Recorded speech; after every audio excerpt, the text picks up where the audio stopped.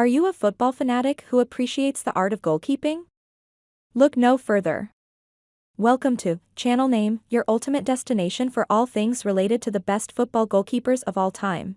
Sepp Maier was the undisputed number one for both Bayern Munich and West Germany during the most successful spells in their respective histories. The Bavarian won both the 1972 European Championship and 1974 World Cup with his country, as well as lifting 3 successive European Cups with his club side between 1974 and 1976. Maier wasn't just a winning machine, though. He was also a player of real personality, a larger-than-life character who was both respected and loved by his teammates for his passion and sense of humor.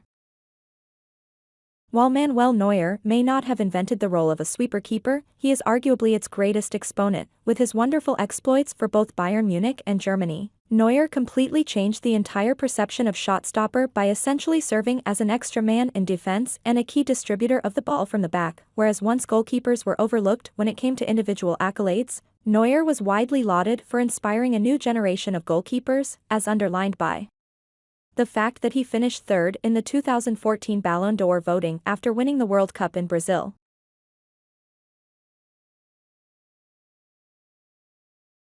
The oldest man ever to have won the World Cup, Dino Zoff, was 40 when he captained Italy to victory at the 1982 tournament in Spain, which is testament to both his professionalism and excellent positioning. It was the crowning moment of a sensational career, in which the Italian legend also lifted the European Championship on home soil in 1968, as well as 6 Serie A titles with Juventus. A quiet, unassuming character who led by example, Zoff was nonetheless an excellent organizer who was renowned for his attention to detail and coolness under pressure, and revered for his sense of sportsmanship.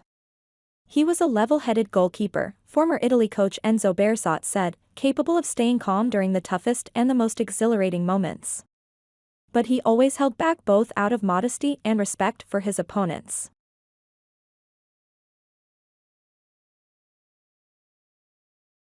The only goalkeeper to have ever won the Ballon d'Or, Lev Yashin, was a true pioneer of his position.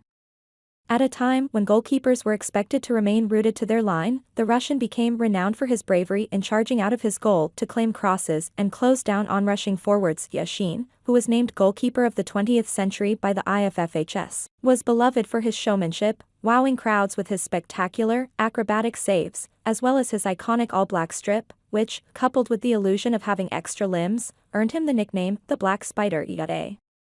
Revolutionary in terms of punching the ball away and short throwouts, Yashin became the standard by which all other goalkeepers were judged, and it is only fitting that, since 1994, the best goalkeeper at any World Cup is presented the Lev Yashin Award.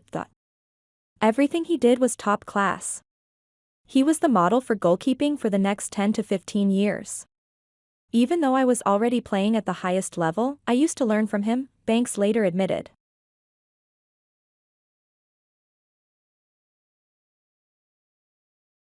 From his famous Serie A debut against AC Milan as a teenager to helping Juventus claim a historic 8 consecutive Scudetti, Gianluigi Buffon achieved a level of sustained excellence that is simply unrivaled.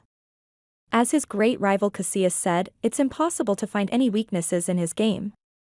As well as being a national icon for the role he played in Italy's 2006 World Cup triumph, when he was beaten only by an own goal and a penalty, Buffon is a legend at Juve for having stayed with the club in spite of their relegation to Serie B that same year, and also at Parma, whom he rejoined for the final 2 years of a remarkable career. The one major title missing from his CV is the Champions League, but its absence does nothing to detract from his standing within the game.